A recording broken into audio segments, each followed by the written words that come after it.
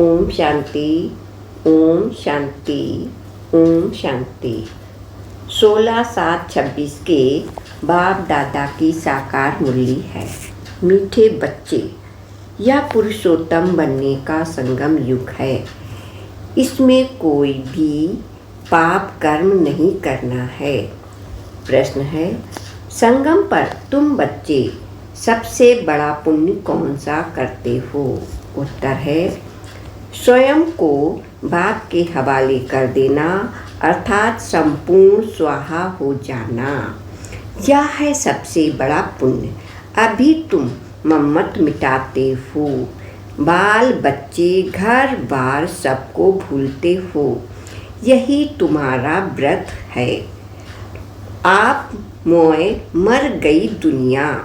अभी तुम विकारी संबंधों से मुक्त होते हो। गीत है, जले ना क्यों परवाना। ओम शांति। यह सब भक्ति मार्ग में बाप की महिमा करते हैं। यह है परवानों की समा के लिए महिमा। जबकि बाप आए हैं तो क्यों ना जीते जी उनके बन जाएं। जीते जी कहा ही उनको जाता है जो एडॉप्ट करते हैं। पहले तुम आसुरी परिवार के थे, अब तुम ईश्वरी परिवार के बने हो। जीते जी ईश्वर ने आकर तुमको एडॉप्ट किया है, जिससे फिर शरणागति कहा जाता है। गाते हैं, शरण पड़ी मैं तेरे। अब प्रभु की शरण तब पड़े जब कि वह आए, अपनी ताकत दिखाए, जलवा दिखाए। वही सर्वशक्तिमान है ना, बराबर उनमें कशिश भी है ना। सब कुछ छुड़ा देते हैं। बराबर जो बाप के बच्चे और बच्चियां बनते हैं, वह आसुरी संप्रदाय के संबंध से तंग हो जाते हैं। कहते हैं, बाबा कब यह संबंध छूटेंगे। यहाँ यह पुराना संबंध बुलाना पड़ता है। आत्मा जब देह से अलग हो जाती है तो बंधन खलास हो जाते हैं।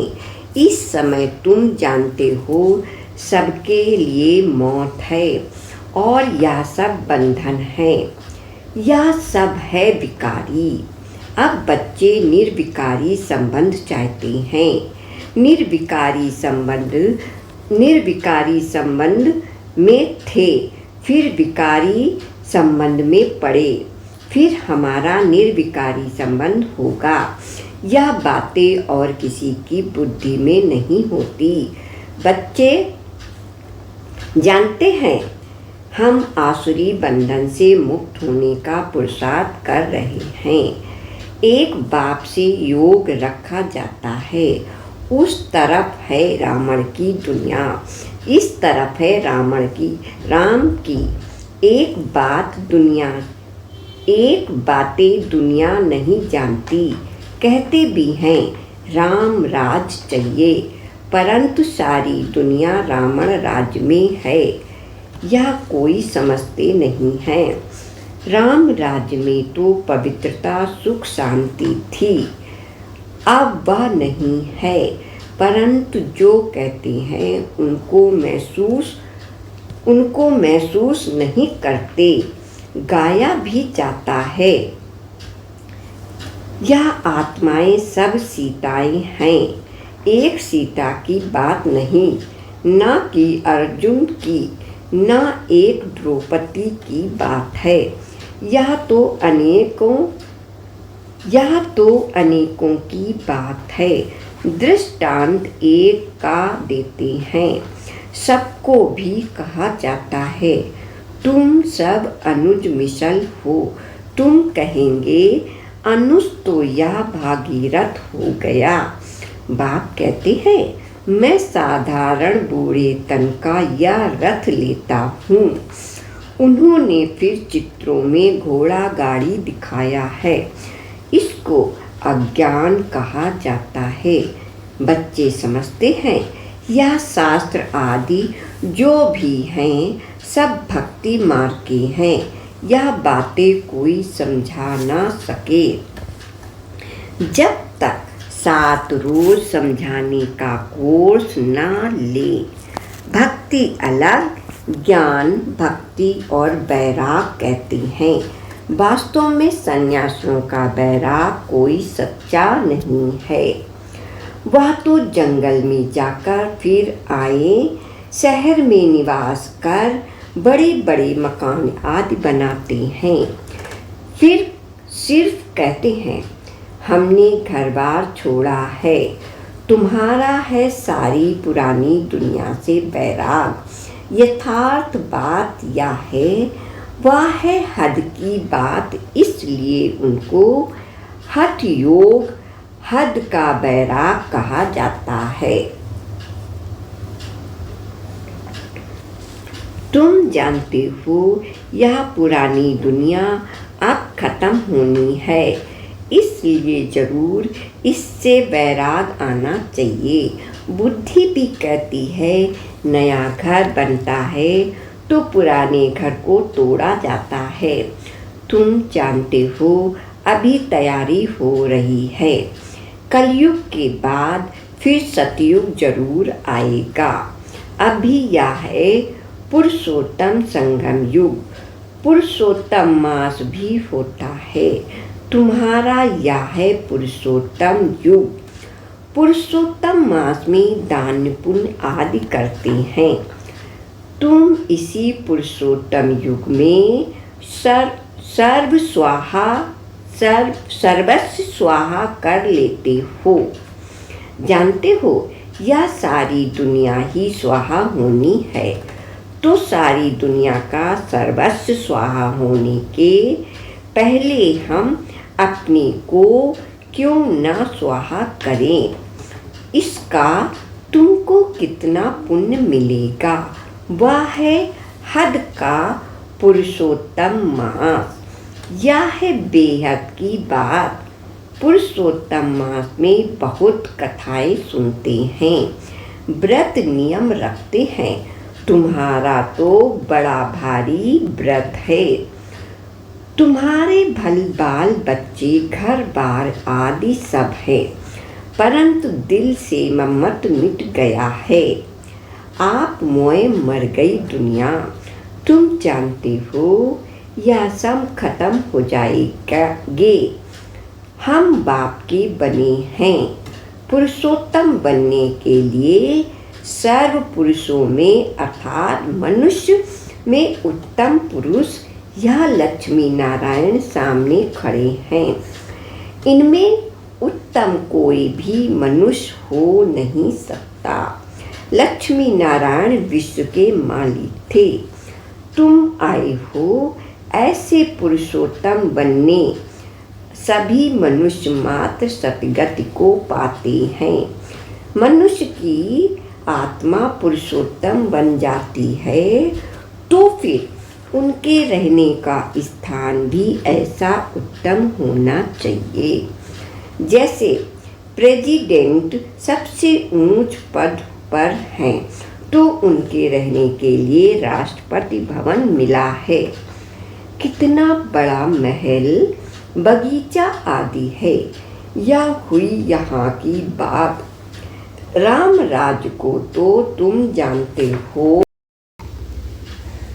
तुम सतयुगी पुरुषोत्तम बनते हो, फिर यह कलयुगी पुरुषोत्तम रहेंगे नहीं। तुम सतयुगी पुरुषोत्तम बनने के लिए पुरुषार्थ कर रहे हो। तुम जानते हो हमारी महल कैसे बने हुए होंगे। कल राम राज्य होगा। तुम राम राज्य में पुरुषोत्तम होंगे। तुम चैलेंज करते हो कि हम रावण राज्य को बदल राम राज्य स्थापन करेंगे। अब चैलेंज किया है तो 1-2 को पुरुषोत्तम बनाना है।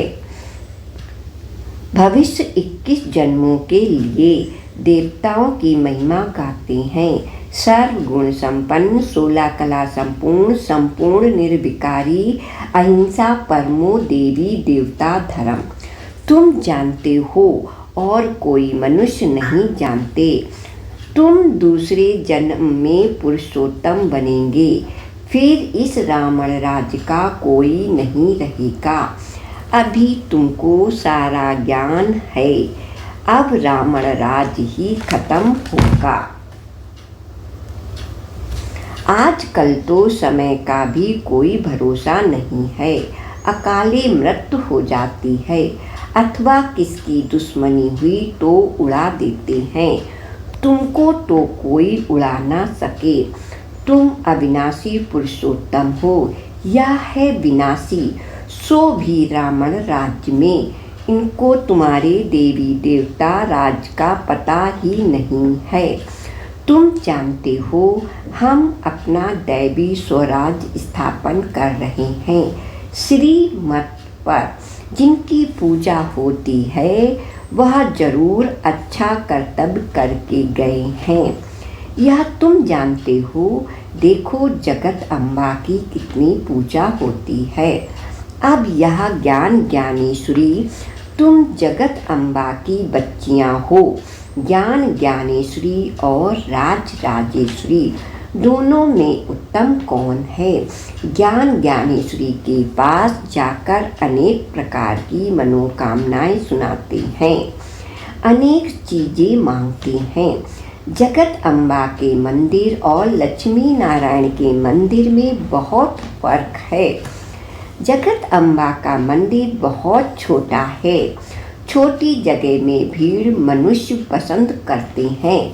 श्रीनाथ के मंदिर में भी बहुत भीड़ होती है, कपड़े का सोटा लगाते रहते हैं।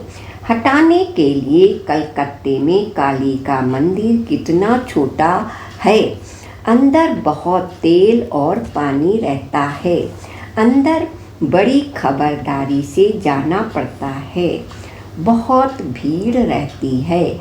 लक्ष्मी नारायण का मंदिर तो बहुत बड़ा है, जगत अम्बा का छोटा है। गरीब है ना, तो मंदिर भी गरीबों का है। या साहूकार है तो मंदिर में कब मेला नहीं लगता। जगत अम्बा के मंदिर पर बहुत मेले लगते हैं, बाहर से बहुत लोग आते हैं।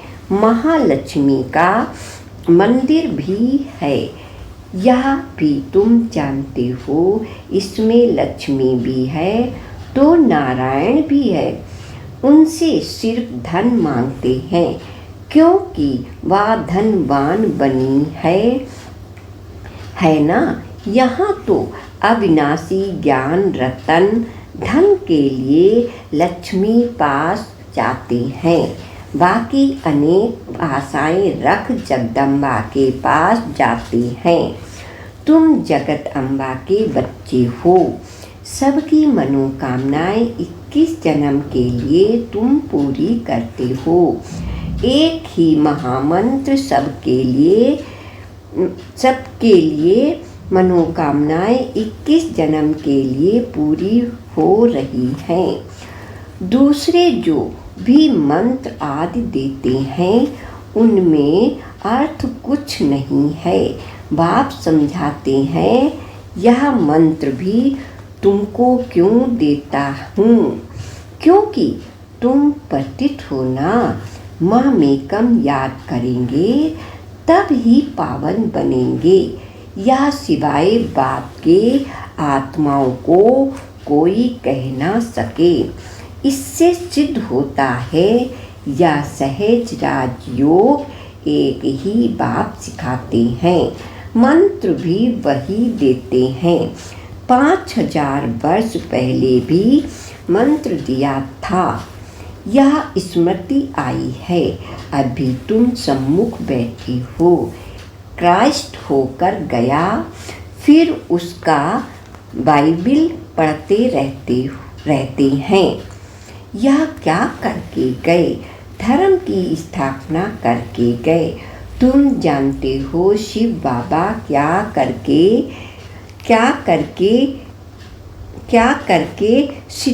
श्री कृष्ण क्या करके गए?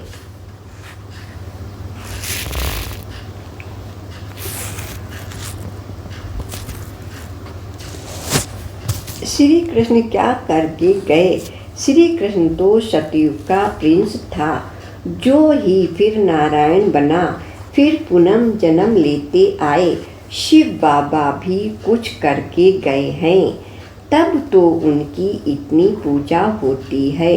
अभी तुम जानते हो, राजयोग सिखा कर गए, भारत को स्वर्ग बना कर गए, जिससे स्वर्ग का पहला नंबर मालिक खुद नहीं बने, वह तो श्री कृष्ण बना। जरूर श्री कृष्ण की आत्मा को पढ़ाया। तुम समझ गए हो, श्री कृष्ण की वंशावली तुम बैठे हो। राजा रानी को माता पिता अन्नदाता कहते हैं। राजस्थान में भी राजा को अन्नदाता कहा जाता है। राजाओं का कितनी मान्यता होती है। आगे सब शिकायत राजा के पास आती थी, दरबार लगती थी। कोई भूल करते थे तो बहुत पछताते थे। आजकल तो जेल बर्ड्स बहुत हैं, घड़ी घड़ी जेल में जाते हैं। अभी तुम बच्चों को गर्भ जेल में नहीं जाना है, तुमको तो गर्भ महल में आना है। इसलिए बाप को याद करके तो विकर्म विनाश होंगे, फिर कब गर्भ जेल में नहीं जाएंगे। वहाँ पाप होता नहीं है, सब गर्भ महल में रहते हैं। सिर्फ कम पुरुषार्थ के कारण कम पद पाते हैं। ऊंच पद वालों को सुख भी बहुत रहता है। यहाँ तो सिर्फ 5000 वर्ष के लिए गवर्नर प्रेसिडेंट मुकर्रर करते हैं। तुम समझा सकते हो कि भारत ही दैवी राज स्थापन बना। अभी तो ना राजस्थान है, ना राजा रानी हैं। आगे कोई गवर्नमेंट को पैसा देते थे तो महाराजा महारानी का टाइटल मिल जाता था। यहाँ तुम्हारे तो पढ़ाई राजा रानी कब पढ़ाई से नहीं बनते हैं। तुम्हारी एम ऑब्जेक्ट है, इस पढ़ाई से तुम विश्व का महाराजा महारानी बनते हो, राजा रानी भी नहीं। राजा रानी का टाइटल त्रेता से शुरू होता है। तुम अभी ज्ञान ज्ञानेश्वरी बनते हो, फिर राज राजेश्वरी बनेंगे। कौन बनाएंगे? ईश्वर। कैसे? राजयोग और ज्ञान से। रजाई के लिए बाप को याद करना है। बाप तुमको स्वर्ग का मालिक बनाते हैं, या तो बहुत सहज है ना। हेवन स्थापन करने वाला है ही गॉड फादर। हेवन में तो हेवन की स्थापना नहीं करेंगे, जरूर उन्हों को संगम पर पद मिलता है, इसलिए इसको सुहाना कल्याणकारी संगम युग कहा जाता है। बाप कितने बच्चों का कल्याण करते हैं, जो स्वर्ग का मालिक बनते हैं। कहते भी हैं परम पिता परमात्मा नई दुनिया रचते हैं, परंतु उनमें कोई राज करते हैं या किसको पता नहीं। तुम समझते हो राम राज किसको कहा जाता है। उन्होंने तो राम राज को लाखों वर्ष दे दिए हैं, कलयुग को 40,000 वर्ष दे दिया है। बाप कहते हैं मैं आता ही हूँ संगम पर, आकर ब्रह्मा द्वारा विष्णुपुरी की स्थापना करता हूँ।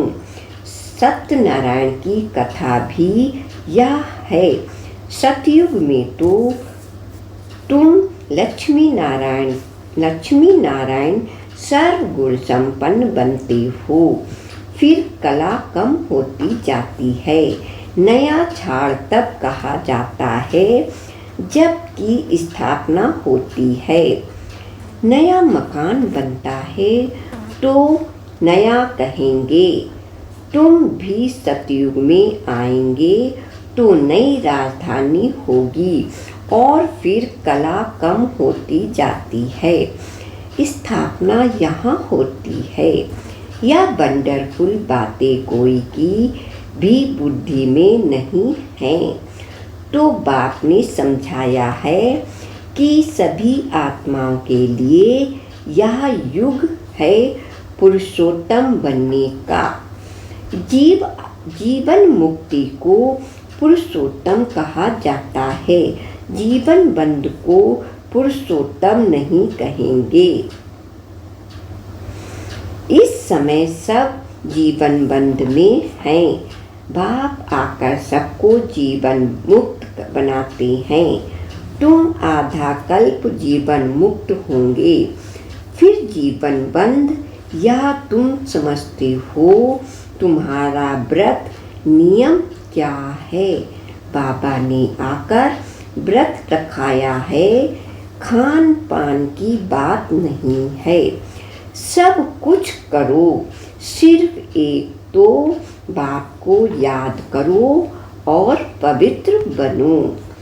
पुरुषोत्तम मास में बहुत करके पवित्र भी रहते होंगे।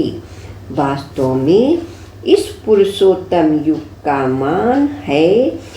तुम को कितनी खुशी है, कितना नशा होना चाहिए। अब तुमसे कोई पाप नहीं होना चाहिए, क्योंकि तुम पुरुषोत्तम बन रहे हो। अच्छा, मीठे मीठे शिकीलते बच्चों के प्रति माता पिता बाप दादा का याद प्यार और गुड मॉर्निंग। रूहानी बाप की रूहानी बच्चों को नमस्ते।